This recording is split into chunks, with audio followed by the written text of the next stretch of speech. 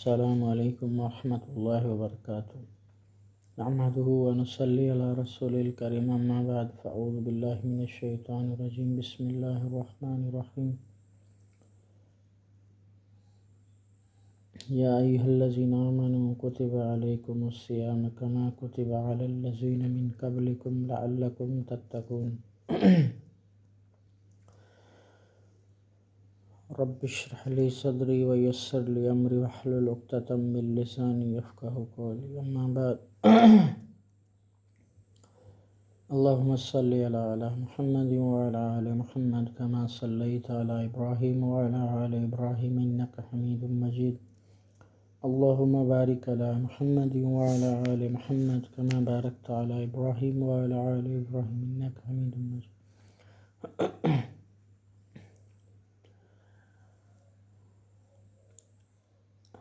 ابھی روزوں کا مہینہ آ رہا ہے۔ اللہ تعالی ہم سب مسلمانوں کو روزے کا یہ بابرکت مہینہ نصیب فرمائے، آمین۔ جیسا کہ اللہ تعالیٰ قرآن مجید میں فرماتے ہیں کہ ہم نے آپ کے اوپر فرض روزے کر دیے ہیں، جیسا کہ تم سے پہلے بھی لوگوں پہ یہ روزے فرض تھے۔ روزے کی اہمیت اسلام میں بڑی ہے، جیسا کہ نبی کریم صلی اللہ علیہ وآلہ وسلم نے فرمایا کہ اسلام کے 5 بنیادی ارکان ہیں۔ اس میں سے روزہ جو ہے وہ چوتھے نمبر پر آتا ہے۔ تو روزہ جو ہے وہ انسان کے جو باطنی خباثتیں ہیں ان کو مٹاتا ہے، بشرط کہ ہم روزے کو ایسے ہی ادا کریں جیسے کہ اللہ تعالیٰ فرماتے ہیں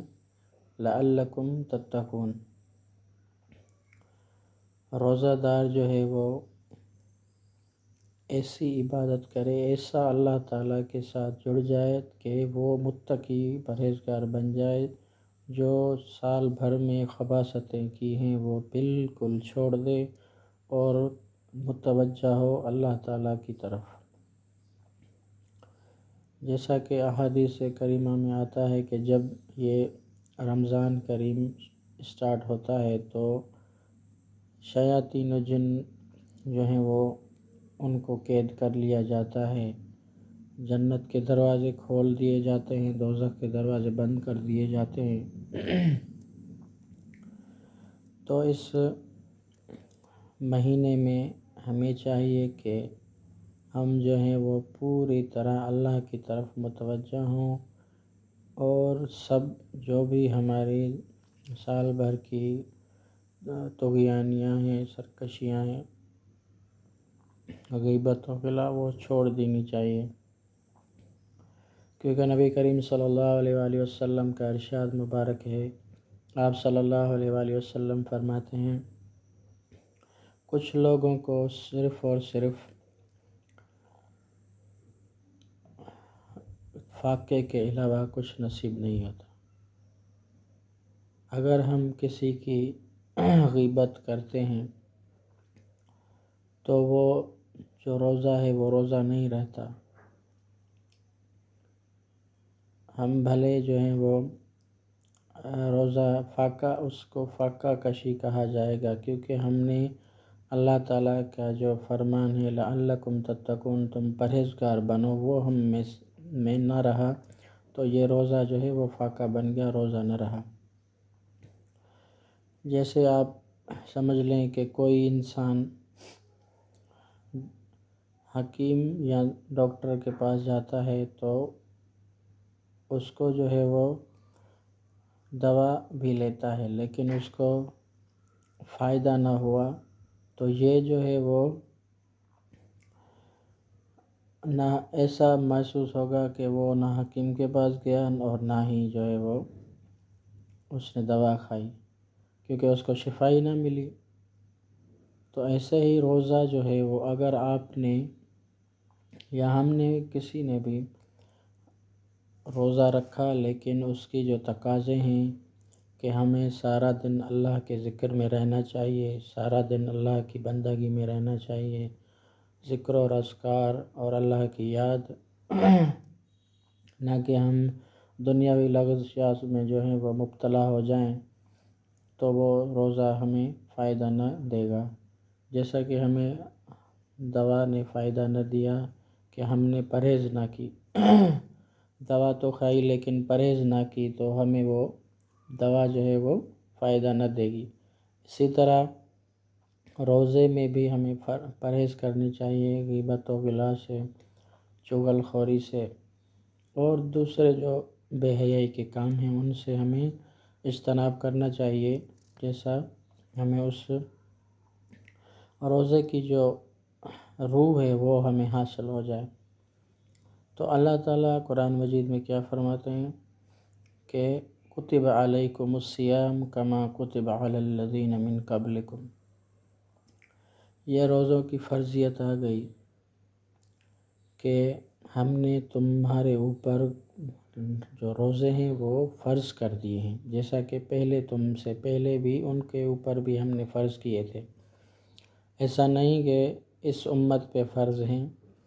لیکن ہم سے جو پہلی امتیں ہیں ان کے اوپر بھی جتنے بھی نبی آئے ان کو اللہ تعالیٰ نے روزے فرض کیے تھے، جیسا کہ ہمیں اس آیت کریمہ سے معلوم ہوتا ہے۔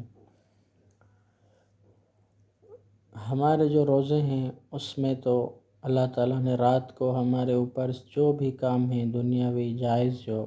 ایسا نہ کہ ناجائز، جو جائز کام ہیں جیسا کہ اپنی بیوی سے ہم بستری کرنا یا کھانا پینا، ساری رات ہم کھا پی سکتے ہیں، جو ہم سے پہلی امتیں ہیں ان کے اوپر ایسا نہ تھا۔ ان کے اوپر جو ہے وہ صرف اور صرف کچھ چیزیں ہوتی تھیں، وہ ان کو کھانے کی اجازت ہوتی تھی دن اور رات میں، باقی وہ جو ہیں وہ اور چیزیں نہیں کھایا کرتے تھے، ان کو یہ حکم تھا، اور وہ اپنی بیویوں سے بھی ہم بستری نہیں کر سکتے تھے۔ تو ہمارے اوپر جو ہے نا اللہ تعالیٰ نے آپ صلی اللہ علیہ وآلہ وسلم کی شریعت میں بہت سی آسانیاں پیدا کی ہیں، پھر بھی ہم جو ہیں وہ ان سے اگر فائدہ نہ اٹھائیں اور اپنی عاقبت سنوارے نہ، تو یہ ہماری خباثت ہوگی۔ قرآن مجید میں جو کتب علیکم الصیام کما کتب علی الذین من قبلکم کا لفظ آیا ہے، اس سے پہلے جو ہے وہ آیت کریمہ علی الذین یطیقونہ تطوعا خیرا فہو خیر لہ وان تصوموا خیر لکم ان کنتم تعلمون، کہ اگر کوئی بھی تم میں سے طاقت نہ رکھتا ہو، اس آیت جو فرضیت کی آیت ہے اس کے پہلے یہ اللہ تعالیٰ نے حکم دیا تھا مسلمانوں کو کہ تم جو ہے وہ روزہ رکھو، لیکن اگر تم روزہ نہ رکھ سکو، نہ اس کی طاقت پاؤ، تو تم جو ہے وہ مسکینوں کو کھانا کھلایا کرو۔ تو یہ ایک روزہ جو ہے وہ اس کی پہلے اس کی جو ہے منسوخیت کی اس آیت میں منسوخ ہو چکی، جب اللہ تعالیٰ نے فرمایا کہ یا ایھا الذین آمنوا کتب علیکم الصیام کما کتب علی الذین من قبلکم، تو روزے کی جو ہے وہ اس آیت سے منسوخ ہو گئی کہ اگر تم نہ رکھ سکو، لیکن اس فرضیت کے بعد اللہ کے نبی صلی اللہ علیہ وسلم نے فرمایا کہ تم اگر جان بوجھ کر روزہ جو ہے نہ رکھو گے تو ایسا روزہ پھر نہ ملے گا تم لوگوں کو، اس کا ثواب جو ہے وہ نہ پا سکو گے، کیونکہ آپ صلی اللہ علیہ وآلہ وسلم جن کا فرمان ہے کہ ہر جو ہے وہ نیکی کا بدلہ جو ہے وہ میں بندے کو دوں گا، یا ہر نیکی کا بدلہ جو ہے وہ 10 گنا سے لے کے 700 گنا تک بڑھا دیا جاتا ہے۔ لیکن آپ صلی اللہ علیہ وآلہ وسلم نے فرمایا کہ اللہ تعالیٰ فرماتے ہیں کہ اس کا بدلہ میں ہی دوں گا، صرف اس کا بدلہ میں دوں گا، اور اس کے اوپر خاص عنایت ہو کہ اللہ کا دیدار ہوگا، اور جو میں بدلہ دوں گا اللہ تعالیٰ وہ بہتر جانتا ہے کہ وہ بدلہ کیا ہوگا۔ لیکن یہ سمجھنا چاہیے کہ اللہ تعالیٰ فرماتے ہیں اس کا بدلہ میں دوں گا جو کائنات کا شہنشاہ ہے، پوری کائنات، پوری انسان، پوری مخلوق کا جو ہے وہ شہنشاہ ہے۔ وہ بدلہ اگر کہ فرماتا ہے کہ میں ہی اس کا بدلہ دوں گا، تو ہمیں سمجھنا چاہیے کہ وہ کتنا بدلہ ہوگا۔ اور نبی کریم صلی اللہ علیہ وآلہ وسلم نے فرمایا کہ جنت کے جو 8 دروازے ہیں اس میں سے ایک دروازہ باب الریان ہے، اس میں سے روزہ دار کو داخل کیا جائے گا۔ تو اتنی بڑی نعمتیں ہیں اس روزے میں، ہمیں چاہیے کہ ہم جو ہے وہ اس مہینے میں بھرپور جو ہے وہ اس رمضان میں شرکت کریں، اور اللہ تعالیٰ کی جو ہے وہ مغفرت کی طلب کریں۔ اس رمضان میں ہمیں اپنی بخشش کروانی چاہیے، جیسا کہ نبی کریم صلی اللہ علیہ وآلہ وسلم نے ایک دفعہ آپ منبر پر چڑھ رہے تھے، ایک سیڑھی پہ آپ نے قدم رکھا تو آپ نے فرمایا آمین، جب دوسری سیڑھی پہ آپ نے قدم رکھا تو آپ نے فرمایا آمین، جب تیسری پہ بھی چڑھے تو آپ نے فرمایا آمین، تو جب بیٹھ گئے تو آپ صلی اللہ علیہ وسلم سے صحابہ کرام رضوان اللہ علیہم اجمعین نے فرمایا یا رسول اللہ، آج تو آپ نے ایک علیحدہ ایک ایسی چیز کی ہے جو ہم نے پہلے آپ کو کبھی جو ہے نا کرنے نہیں دیکھا۔ تو آپ صلی اللہ علیہ وآلہ وسلم نے فرمایا جب میں پہلی سیڑھی پہ چڑھ رہا تھا تو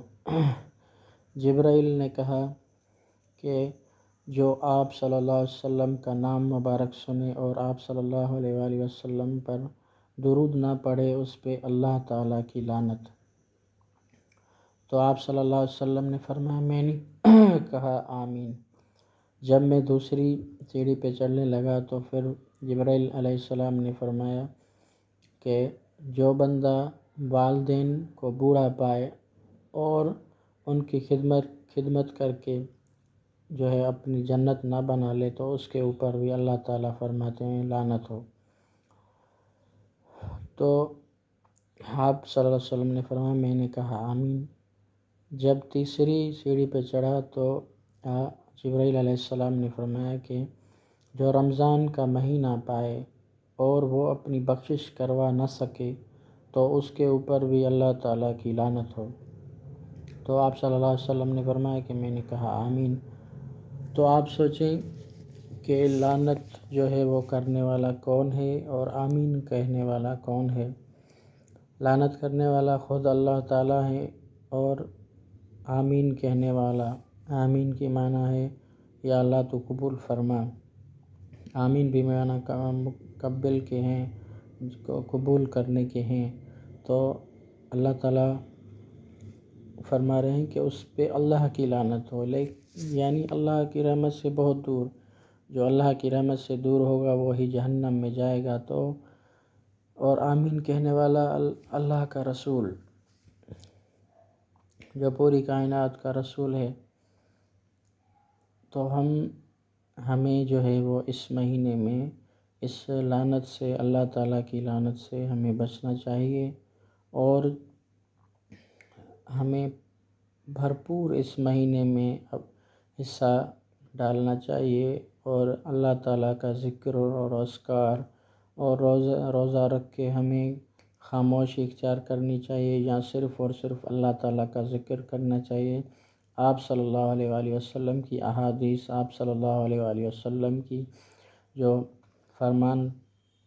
وہ لوگوں کو بتانا چاہیے، یا وہ سارا دن قرآن مجید احادیث کا ورد کرنا چاہیے، اللہ تعالیٰ کا ذکر کرنا چاہیے، آپ صلی اللہ علیہ وآلہ وسلم پر درود سلام بھیجنا چاہیے، جیسے ہماری بخشش ہو۔ ایسا نہ ہو کہ ہم جو ہیں وہ اس لعنت کے حقدار بن جائیں جو آپ صلی اللہ علیہ وسلم نے ہمیں بیان فرمائی۔ تو اللہ تعالیٰ سے دعا ہے کہ اللہ تعالیٰ جو ہے ہمیں اس رمضان میں اپنی بخشش کا ذریعہ بنائے اور بھرپور حصہ لینے کی توفیق عطا فرمائے۔ انشاءاللہ آگے جو بھی اس کے رمضان کے مسائل ہیں وہ آگے پڑھیں گے انشاءاللہ۔ آج کے لیے اتنا ہی۔ السلام علیکم ورحمۃ اللہ وبرکاتہ۔